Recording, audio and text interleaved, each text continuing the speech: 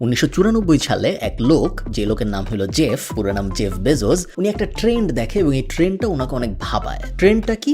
ট্রেন্ডটা হলো ইন্টারনেট বলে একটা জিনিস আসছে, যেই জিনিসটা প্রত্যেক বছর 2300% গ্রো করতেছে। আপনারা বুঝতেই পারতেছেন, নর্মালি কোনো জিনিস প্রত্যেক বছর 2300% গ্রো করে না। সো জেফ যখন এই জিনিসটা দেখে যে এরকম একটা টেকনোলজি আসছে, এটা প্রত্যেক বছর 2300% গ্রো করতেছে, তখন ওর যে চাকরি ছিল, খুব ভালো বেতনের একটা চাকরি কিন্তু ছিল জেফ বেজোসের, ওটাও ছেড়ে দেয় এবং ও ঠিক করে যে এই জিনিস, যে জিনিস এত গ্রো করতেছে, এই জিনিসের পিছনে আমি সময় দিব এবং আমি একটা কিছু দাঁড় করানোর চেষ্টা করব। ইভেনচুয়ালি ইন্টারনেট যেহেতু, এই কারণে জেফ বেজোস ঠিক করে যে আমি বই বেচবো। তার কারণ বইয়ের কিছু ইউনিক অ্যাডভান্টেজ আছে যেগুলো অন্য কোনো কিছু নাই। বই পেরিশেবল না, সো বই কয়েকদিন পর নষ্ট হয়ে যায় এরকম না, যেটা ভেজিটেবলের ক্ষেত্রে হয়। বই ডেলিভারি করা সহজ, বই যদি আমি কেউ অর্ডার দেয় তার কাছে খুব সহজেই পোস্টাল সিস্টেম ব্যবহার করে পাঠিয়ে দিতে পারি, যেটা অন্য অনেক কিছুর জন্য, স্পেশালি যেগুলো ভেঙে টেঙে যায় ওইসব জিনিসের জন্য ইজি না। বইয়ের ক্যাটালগ একটা দোকানের সাথে কম্পিটিশন করার জন্য খুব স্ট্রং একটা পয়েন্ট কোন একটা অনলাইন কোম্পানির জন্য। লাখ লাখ কোটি কোটি বই আছে দুনিয়ায়, কোনো দোকানের পক্ষেই কোটি কোটি বই রাখা সম্ভব না, তাহলে তো বিশাল ফুটবল স্টেডিয়ামের মতো দোকান লাগবে, তাই না? তাও হবে না। কিন্তু অনলাইন যদি হয় তাহলে আমার স্পেস আনলিমিটেড, দুনিয়ার যে কোনো বই আমি অনলাইনে দিয়ে দিতে পারি, আমার কয়েক কিলোবাইটের একটা ছবি ছাড়া আর কিছুই লাগবে না। সো এই ইউনিক বেনিফিট গুলো থাকার কারণে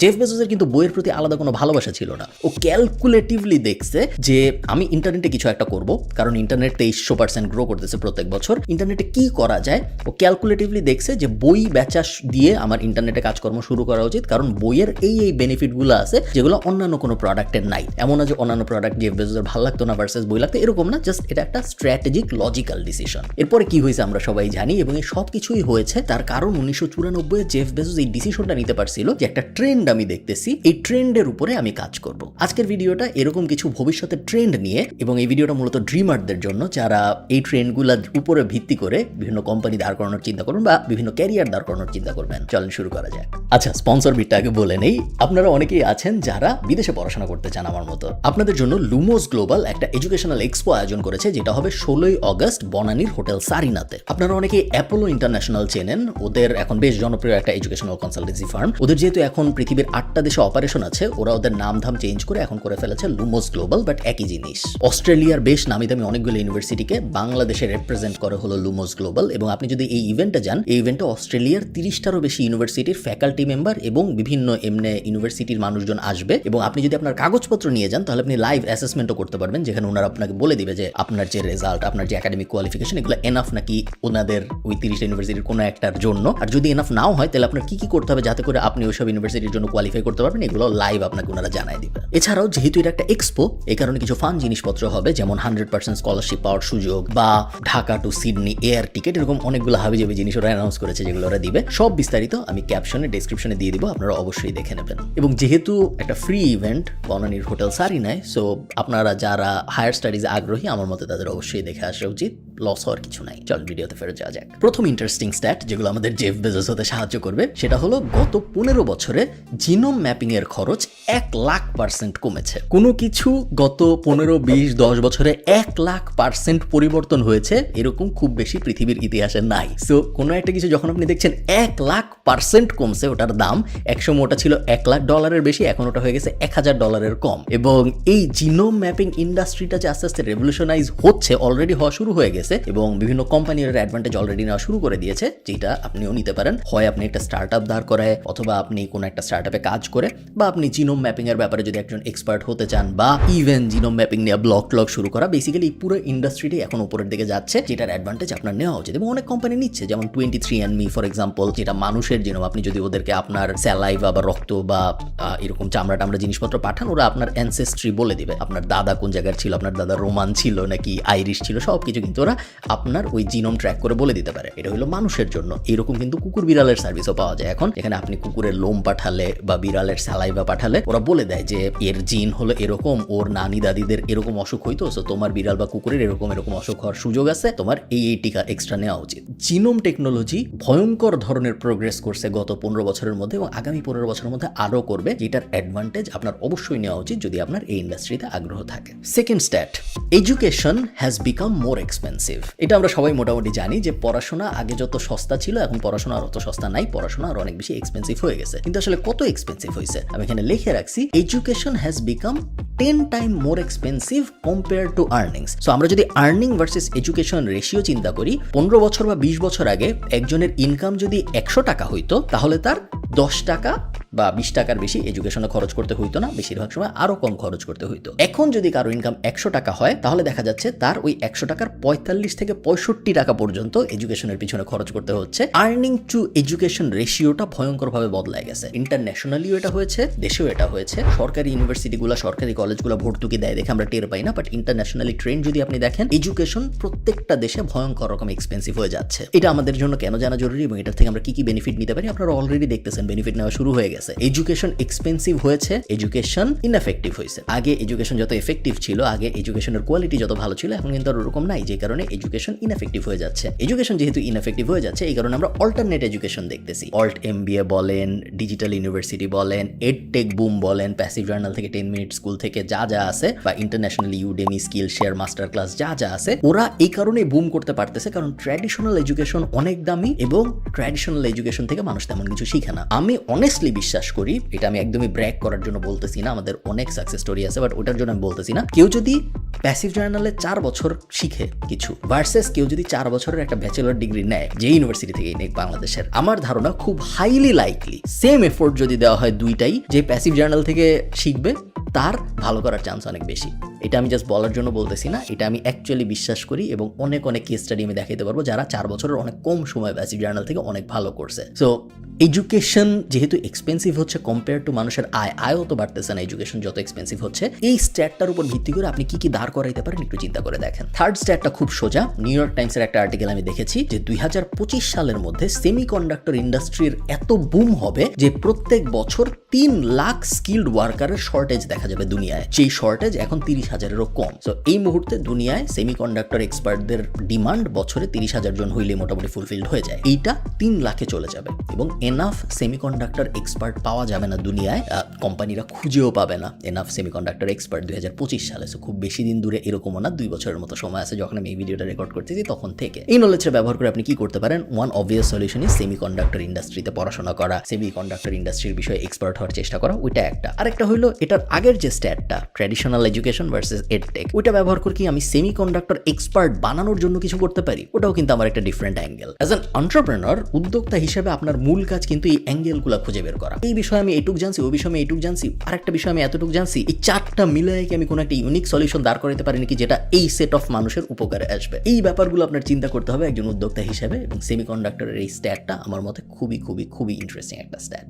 1942 সালে অন অ্যাভারেজ মানুষ দিনে 8 ঘন্টা ঘুমাতো, দিনে মানে হলো রাতে 8 ঘন্টা ঘুমাতো। হাউএভার 2023 সালে এসে এটা কমে গেছে এবং কমে হয়েছে 6.2 আওয়ার্স। সো 6 ঘন্টা 20 মিনিট অন অ্যাভারেজ পৃথিবীর মানুষ এখন ঘুমায়। ঘুম কমে গেছে এবং আমরা জানি যদি আপনি সুস্থ থাকতে চান, আপনি যদি হেলদি থাকতে চান এবং আপনার যদি লংজিভিটি ভালো রাখতে চান, ঘুম খুব ইম্পর্টেন্ট একটা কম্পোনেন্ট। যারা শান্তির ঘুম ঘুমায় তারা জেনারেলি বেশি দিন বাঁচে এবং তারা হেলদি বাঁচে। এই যে ঘুম কমে গেছে এবং এই যে একটা স্লিপ ক্যান্সার বলে একটা কনসেপ্ট চলতেছে এখন দুনিয়ায়, যে মানুষ ঘুমাইতে পারতেছে না, এই নলেজটা দিয়ে আপনি কি করবেন? আপনি তো বুঝলেন যে হ্যাঁ, গত 100 বছরে মানুষ এখন কম ঘুমাচ্ছে, আগে ছিল 8 ঘন্টা, এখন 6.2, সো বিশাল কম। অলরেডি কিন্তু অনেকগুলো কোম্পানি এই ইন্ডাস্ট্রিতে কাজ করা শুরু করছে। স্লিপ ট্র্যাকিং এখন একটা থিং। আপনি 10 বছর আগে, 5 বছর আগের কথা চিন্তা করেন, স্লিপ ট্র্যাক করতে হবে কেউ কখনো ভাবে নাই। এখন আমরা দেখি প্রত্যেকটা স্মার্ট ওয়াচে, আপনি ফিটবিট বলেন, অ্যাপল ওয়াচ বলেন, প্রত্যেকটায় স্লিপ ট্র্যাক করার ফিচার আছে। অরা রিং টাইপ জিনিসপত্র আছে যে আংটি আপনি পরে থাকবেন এবং এই আংটি আপনি কতক্ষণ ঘুমাইছেন, ঘুমের কোয়ালিটি কেমন ছিল,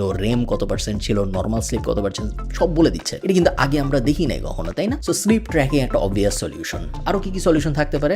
কি প্রোডাক্ট বা সার্ভিস আপনাকে ভালো ঘুমাইতে হেল্প করবে? ম্যাট্রেস ভালো, হিটেড ম্যাট্রেস ভালো, বালিশ, সিল্কের বালিশ, অনেক অ্যাঙ্গেল হইতে পারে। ইভেন অ্যারোমা, রুমে কোন ক্যান্ডেল জ্বালানো থাকলে ভালো ঘুম আসবে, রুমের পর্দা কিরকম হইলে পুরোপুরি রুম ডার্ক হবে যে কারণে ভালো ঘুমানো যাবে। অনেক অ্যাঙ্গেল থেকে আপনি এই প্রবলেমটা অ্যাটাক করতে পারেন। মেইন যে স্ট্যাটটা আপনার জানা জরুরি ছিল সেটা আমি আপনাদের জানাই দিছি, যে ঘুম এখন একটা বড় সমস্যা। এই সমস্যা আপনি কিভাবে সলভ করবেন এটার বিভিন্ন অ্যাঙ্গেল থাকতে পারে। আপনার উদ্যোক্তা ব্রেইন ব্যবহার করে ঠিক করতে হবে যে কোন অ্যাঙ্গেল দিয়ে আমি এটাকে অ্যাটাক করব। ফিফথ স্ট্যাট বেশ অ্যালার্মিং একটা স্ট্যাট, সেটা হলো global fertility has fallen by 50% in last 100 years। So fertility fertility, আমাদের যে প্রজনন করার ক্ষমতা মনুষ্য জাতির, এটা 50%-এরও বেশি হ্রাস হয়েছে গত 100 বছরের হিসাবে। ভয়ঙ্কর একটা স্ট্যাট। অনেকে ইচ্ছা করে বাচ্চা নিচ্ছে না, অনেকে ইচ্ছা করে প্রক্রিয়েশন করতেছে না, আবার অনেকে অনেক চেষ্টা করেও পারতেছে না। বাট ইন সামারি আমরা এটা বলতে পারতেছি যে 50% কম হচ্ছে এখন কম্পেয়ার টু প্রিভিয়াস ওয়ার্ল্ড। আবার জন্ম বিরতিকরণ যেহেতু অনেক পদ্ধতি চলে আসছে এখন, এটাও একটা কারণ যে কারণে আমাদের এই যে প্রক্রিয়া করার ক্ষমতাটা হ্রাস পেয়েছে, বা ইন জেনারেল আমরা রেজাল্টে দেখতে পাচ্ছি যে 50% কম প্রক্রিয়া হচ্ছে। তো এই প্রবলেম কিভাবে সলভ করা যায়? অনেক ধরনের সলিউশন আসতে পারে। এক্সারসাইজ করে কিভাবে বাড়ানো সম্ভব থেকে শুরু করে, হার্বাল মেডিসিন থেকে শুরু করে, ট্র্যাডিশনাল মেডিসিন থেকে শুরু করে, মেন্টাল হেলথ থেকে শুরু করে, মেন্টাল পিস থেকে শুরু করে, হেলদি রিলেশনশিপ এক্সারসাইজ থেকে শুরু করে, ইভেন বই লেখা থেকে শুরু করে, অ্যামাজন কিন্ডেলে এই বিষয়ক টিপসের বই পাবলিশ করা থেকে শুরু করে অনেকভাবে এই প্রবলেমটা ট্যাকেল করা সম্ভব। আপনার একটা ট্রেন্ড হয়তো দেখছেন গত 3 থেকে 4 বছরে যে মেন্টাল হেলথ ব্যাপারটাকে এখন অনেক সিরিয়াসলি নেওয়া হচ্ছে। আমি যখন স্কুলে পড়তাম মেন্টাল হেলথ নিয়ে কখনোই কেউ কথা বলেনি। ইভেন আমি যখন কলেজে পড়ছি, ইউনিভার্সিটিতে পড়ছি, mental health was not a thing. এমন না যে বাংলাদেশে থিং ছিল না, বাকি দুনিয়ায় থিং ছিল, এরকম না। আমি ইন্টারন্যাশনালিও কাউকে তো কথাবার্তা বলতে দেখিনি। এখন আপনি দেখেন জনপ্রিয় পডকাস্টাররা, জনপ্রিয় ইউটিউবাররা, জনপ্রিয় লিস্ট সেলিব্রিটিরা সবাই মেন্টাল হেলথ নিয়ে কথাবার্তা বলতে, ইভেন ক্রিকেটাররাও মেন্টাল হেলথ নিয়ে কথাবার্তা বলতেছে, মেডিটেশন নিয়ে কথাবার্তা বলতেছে। সো এই ব্যাপারটা যেহেতু একটা থিং হচ্ছে, আপনার উদ্যোক্তা ব্রেনের চিন্তা করা উচিত যে এই থিংটাকে কিভাবে আমি ব্যবহার করব এবং আমি একটা সলিউশন বের করবো, যে এই সলিউশনটা একটা গ্রুপ অফ মানুষের জন্য অনেক উপকারে আসবে। 6 নম্বর স্ট্যাট, এবং আমার এই ভিডিওর সবচেয়ে পছন্দের স্ট্যাট, আমি এখানে লিখে রাখছি, অলিম্পিক কভারেজ, কত মানুষ অলিম্পিক দেখে, এটা down 55% compare to 2018। Disney channel কত মানুষ দেখে, এটা ডাউন 80% কম্পেয়ার টু 2014। নিকেলোডিয়ান, আর একটা জনপ্রিয় বাচ্চাদের কার্টুন চ্যানেল, এইটা ডাউন বাই 75% কম্পেয়ার টু 2014। আপনি একটা জিনিস চিন্তা করেন, কার্টুন নেটওয়ার্ক, ডিজনি, নিকেলোডিয়ান, অলিম্পিক, যেই জিনিসগুলো ছোটবেলায় আমরা জানতাম অনেক জনপ্রিয়, প্রত্যেকটার জনপ্রিয়তা কমতেছে। মানুষ কি তাহলে এখন আর এন্টারটেইনমেন্টের প্রতি আগ্রহী না? তা না। এন্টারটেইনমেন্টের প্রতি কিন্তু মানুষ আগ্রহী, এবং অন্যান্য যে কোনো সময়ের থেকে অনেক বেশি আগ্রহী। সো ট্র্যাডিশনাল এন্টারটেইনমেন্টের দিকে যেহেতু মানুষ যাচ্ছে না, অল্টারনেটিভ কোন এন্টারটেইনমেন্টগুলোর দিকে মানুষ যাচ্ছে? অনেকগুলো আছে, বাট সবচেয়ে প্রমিনেন্টলি গ্রো করতেছে যেটা, সেটা হলো গেমিং ইন্ডাস্ট্রি। গেমিং ইন্ডাস্ট্রি গত 3 বছরে আমরা দেখেছি বেসিক্যালি নন এক্সিস্টেন্ট, একদম $0.1 বিলিয়ন থেকে 80, তারপরে 200, তারপরে 250, এখন $450 বিলিয়ন ইন্ডাস্ট্রি হয়ে যাচ্ছে, এবং কোনো থামাথামি নাই, বাড়তেইছে। গেমাররা জনপ্রিয় হচ্ছে, গেমাররা টুইচে স্ট্রিম করে জনপ্রিয় হচ্ছে, ইন্ডিভিজুয়ালি জনপ্রিয় হচ্ছে, গেমাররা এখন সেলিব্রিটি হয়ে যাচ্ছে, গেমাররা এখন ইনফ্লুয়েন্সার হয়ে যাচ্ছে, গেমিং কন্টেস্ট হচ্ছে। ইভেন বাংলাদেশেও আমরা গেমিং কন্টেস্ট হতে দেখছি, গেমিং ক্ল্যান হতে দেখছি, বিভিন্ন মানুষ গ্রুপ করে গেম খেলতেছে, যেটা কল্পনারও বিষয় ছিল না 5 বছর আগে। খুব বেশি দিন আগের কথা না, 5 বছর আগে এটা আমরা ভাবি নাই। তো এই ইন্ডাস্ট্রিটার ভিতরে আপনি কি করতে পারেন? আপনার কি গেমার হওয়া উচিত? আপনার কি গেমিং এজেন্সিগুলোকে ফ্যাসিলিটেট করা উচিত? আপনার কি এমন একটা এজেন্সি হওয়া উচিত যে গেমারদের রিপ্রেজেন্ট করে? কোন অ্যাঙ্গেল দিয়ে আপনি আসলে এই প্রবলেমটা অ্যাটাক করবেন, এটা আপনার উপরে, বাট এটা ভাবার মতো একটা বিষয়। আপনি যদি ইন্টারনেট পেনিট্রেশন এবং ক্রিপ্টোকারেন্সি পেনিট্রেশন দুইটার একটা ম্যাপ করেন, সো এই গ্রাফটার উপরে এই গ্রাফটা যদি আপনি বসান, দেখবেন দুইটা গ্রাফ একদম মিলে যায়। সো একটার ট্রেন্ড যেরকম, আরেকটা ট্রেন্ড এক্স্যাক্টলি সেম। ইন্টারনেট যেভাবে প্রথমে কি ইউজ করে নাই, তারপর হঠাৎ করে অনেক মানুষ ইউজ করা শুরু করলো, তারপর সবাই ইউজ করা শুরু করলো, এবং এখন তো সবাই ইন্টারনেট ইউজ করে। ক্রিপ্টোকারেন্সির ক্ষেত্রে আমরা এক্স্যাক্টলি সেম, ব্লক চেনের ক্ষেত্রে আমরা এক্স্যাক্টলি সেম পেনিট্রেশন স্ট্র্যাটেজি দেখতেছি। প্রথমে কেউ ইউজ করে নাই, এখন মোটামুটি কেউ ইউজ করা শুরু করছে, তারপরে আমরা দেখলাম অনেক মানুষ ইউজ করা শুরু করলো 2020-21 এই উইন্ডোতে। আস্তে আস্তে দেখে যা মনে হচ্ছে, এবং আমি কতগুলো স্ট্যাটও দেখেছি যে ট্র্যাজেক্টরি প্রেডিক্টস করতেছে যে 2027 সালের মধ্যে 1 বিলিয়ন মানুষ ক্রিপ্টোকারেন্সি এবং ব্লক চেনের ভিতরে চলে আসবে। পৃথিবীর প্রত্যেক 8 জন মানুষের 1 জন মানুষের ক্রিপ্টো ওয়ালেট থাকবে। সো ক্রিপ্টোকারেন্সির এই জগৎটাকে, ব্লক চেনের এই জগৎটাকে আপনি কিভাবে বেনিফিশিয়াল ওয়েতে নিজের জন্য ইউজ করবেন, কিভাবে আপনি বিজনেস সাজাবেন, প্রোডাক্ট সাজাবেন বা সার্ভিস সাজাবেন, যাতে করে এই মার্কেটটাকে আপনি ক্যাটার করতে পারেন, এটা কিন্তু এখন চিন্তা করার সময় এসে গিয়েছে। কারণ আপনার হাতে আর হয়তো 2 থেকে 3 বছর আছে before it becomes main stream. একবার মেইন স্ট্রিম যখন হয়ে যাবে, তখন এত বড় বড় কোম্পানি এত ফান্ডিং নিয়ে আসবে যে আপনার আর কোনো কিছু করার সুযোগ থাকবে না। বাট এখনো কিন্তু ওই সুযোগটা আছে, এবং আমার মতে আপনার ওই সুযোগটা ইউজ করা উচিত।